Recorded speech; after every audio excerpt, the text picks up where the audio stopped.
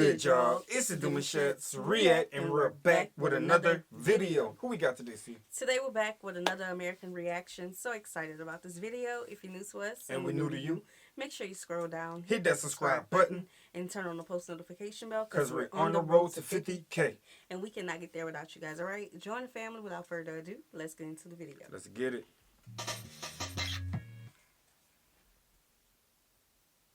Nursery school doesn't prepare you.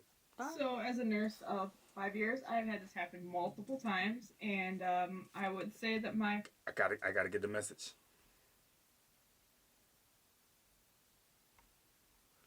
Nursing school doesn't prepare you for the number of elderly patients who will casually confess to decades-old murders. Decades-old murders, I bet.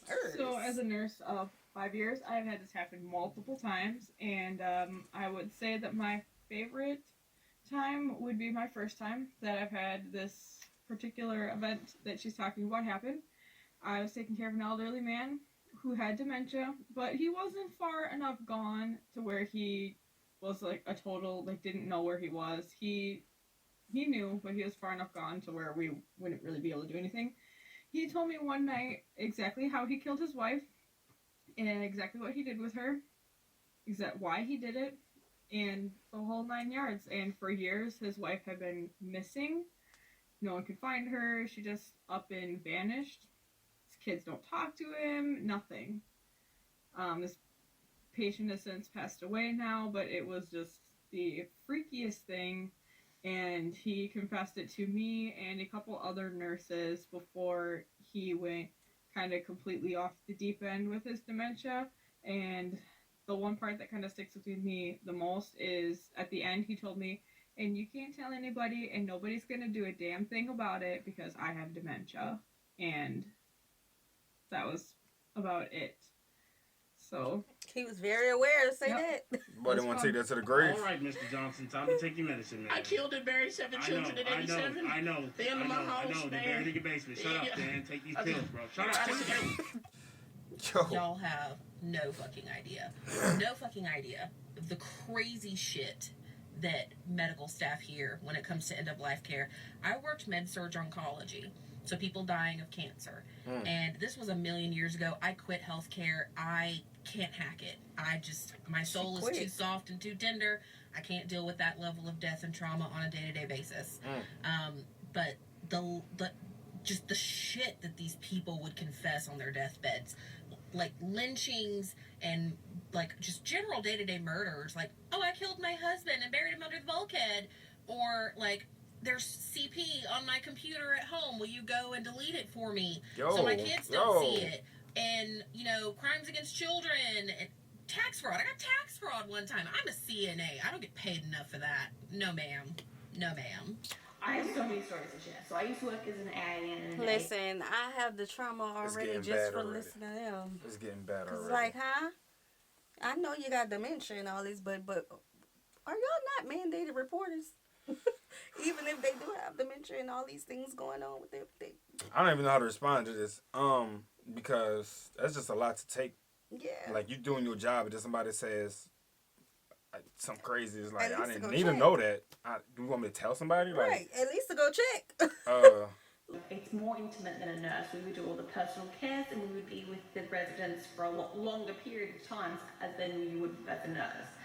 And I can tell you right now, it's not the amount of murderers that you need to be prepared for. It's the amount of pedophiles that come clean right before they die.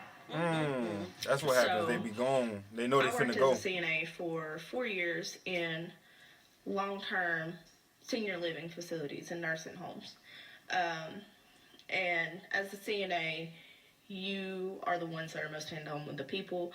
A lot of them become like family to you, and you become family to them because we're all they have a lot of times.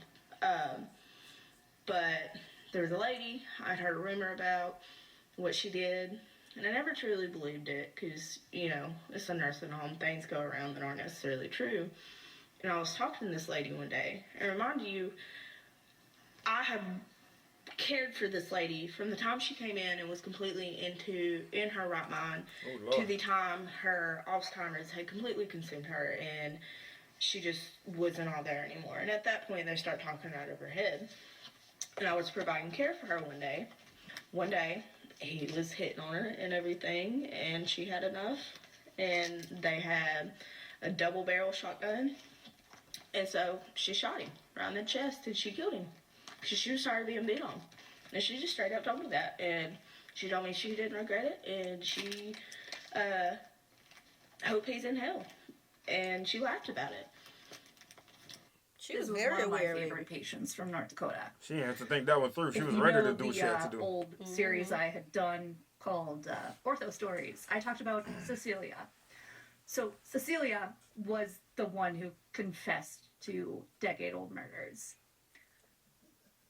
Oh, bless her. She always got Sure. assigned a one-to-one because we couldn't let her be on her own for safety reasons and the fact that she was very gifted at getting herself out.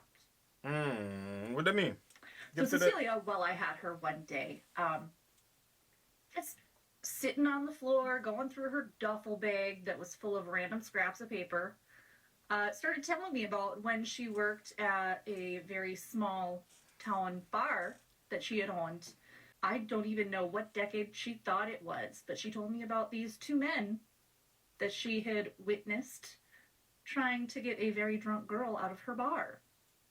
And Cecilia said, so I grabbed those sons of a guns by the back of the necks and I dragged them out to the alleyway and I pulled out my trusty old 6-shooter and I told those motherfuckers to get the fuck out of here. And they didn't listen to me. So I did what I had to do. Story time. So all right, I like to get to know Cecilia. my patients. And I definitely believe in getting a good social history, which includes smoking, drinking, drugs, etc., as well as what they did, especially when they were younger occupations, etc. And one time, about a decade ago, I treated an elderly lady who had immigrated from Germany in the 1950s, and she told me she had been a nurse when she was much younger. So while we were discussing her issue, I don't know where this is going. I mentioned about something medical related, and she looked at me and she said, "My dear, I was a nurse in 1930s Germany. I was given a gun and I was told, go over there." That was the extent of my nursing training. I clearly understood what she had meant by that, and when she had gotten here to the States, she had told no one, including her current husband. And you could see the amount of regret on her face, and I was probably one of the last people she spoke to, because she passed away shortly after that. All right, real quick story time. So, Listen, when the lady had mentioned lynchings, my stomach dropped. Okay, yeah. The history, you see how tangible the history is. Y'all hear, y'all see it.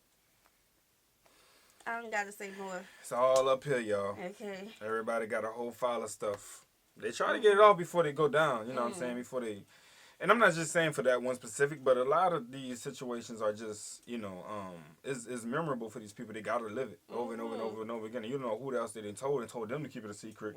But to just openly say it, knowing that you are down to your last breath and, like, however the situation may look, people want that off their body. They want their last chance to get into heaven. They want something. what she said is not a lie. Now, I am not a nurse, because I couldn't do that. Kudos to you guys. I am actually a social worker. So I have my master's degree in social work. And so during my, one of my internships, I was basically at a senior living facility. At this senior living facility, we did a lot of health and wellness, basically trying to make sure that they're cognitive, things like that, you know. Give a little counseling, things like that. And we had this old man, he rolled his little wheelchair up to me and was like, wanted to tell me that he helped participate in infiltrating the Black Panther Party. He was also a judge with no law degree. Well, With I no used to be law an degree. X-ray tech, so I'm not a nurse, but I still have some stories. Probably my favorite was the hospital I used to work at had a lot of mentally ill patients. And it had a special little hospital attached to the hospital specifically for our population of mentally ill patients. And normally when those patients come over, they have a watcher with them. Sometimes they'll have security with them too, depending on how violent said mental illness is making said person at said time. So it's no big deal, right? I've been doing this for a long time. I see this crap all the time. So when I get this patient, I don't blink. He's got a watcher. He's got a couple security people with him. Ooh, he must be real scary, right? Well, this guy is mumbling, but he's not responsive. He's not really saying anything that makes any sense. So, I assure them that I have this under control. Stand behind the glass in the little safe area where you're not going to get zapped, and I got this. So they can see what I'm doing. There's windows. I go back out. The guy is still kind of mumbling. I explain what I'm going to do. I put the plate behind him for his first x-ray. Take the first x-ray. You always take at least 2 images for x-ray at a 90-degree angle, so that you get some sense of dimension, right? So I go out to adjust the plate for the second x-ray, and the guy stops his mumbling long enough to grab me, at which point I can hear the security officer start to move, and I'm like, it's okay. And I said, what's up, hon?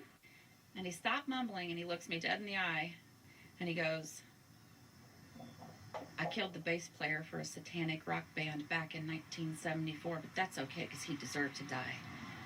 Looked away from me, let go of me, and started mumbling his nonsense again. I told him, okay, great. I'm going to need you to hold your breath, run back behind into the little safe area to take the image, tell him he can breathe again. You're going to get these x-rays, The security guard looks at me and he goes, so what was that all about? I said, oh, he just confessed to some murder back in 1974. And he kind of looked at me and goes, well, that might actually be true. But yeah, they don't prepare you for that kind of stuff in x-ray school either. Wait, but time out. But how normal is this, though? Apparently, it has to be mad normal. Social workers, nurses, X-ray technician. That's crazy. Who was the other one? I forgot the other one. That's crazy. Listen. Yo, these folks really walking around here with that type of... They got bodies. No, think about the people who work with them. I know, right? And they the ones who really got to suffer. Because I'm like, I wouldn't even want to be in there. Like, one come in, one come in, one come out. The next thing you know, they all telling you different storylines. And you're like, when does this become a thing? Child, I'll be clocking out, especially...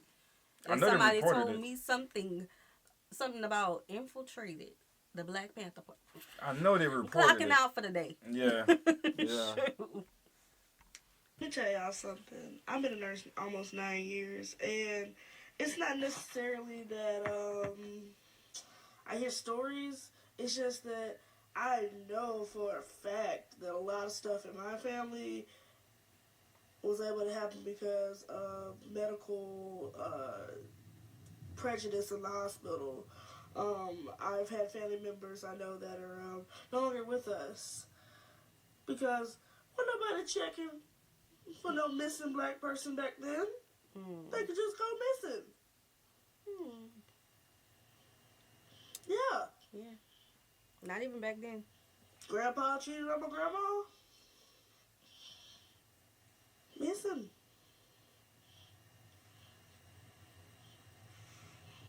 This was more traumatizing to me about like the historical stuff than the actual stories. Oh, bruh. Oh. It's hard to comment, especially with the current climate. It's just hard. I think we could take it in with silence. Go listen to a good beat. Go listen to a good song. Go outside, just open the window. Cause baby, that's what I'm about to do after listening to all this. Y'all ain't about to torture me for another 10 minutes. What? I think another thing that we can do is learn from these folk of what not to do. Because obviously they always thinking they was making the right choice. It can all be so simple. It could, but it ain't. Nah. I don't know why I heard Donald Glover's song in the background. This is America. Yeah. All right, y'all. We hope you guys enjoyed this video with us. Be sure to subscribe. We'll see you soon. Peace.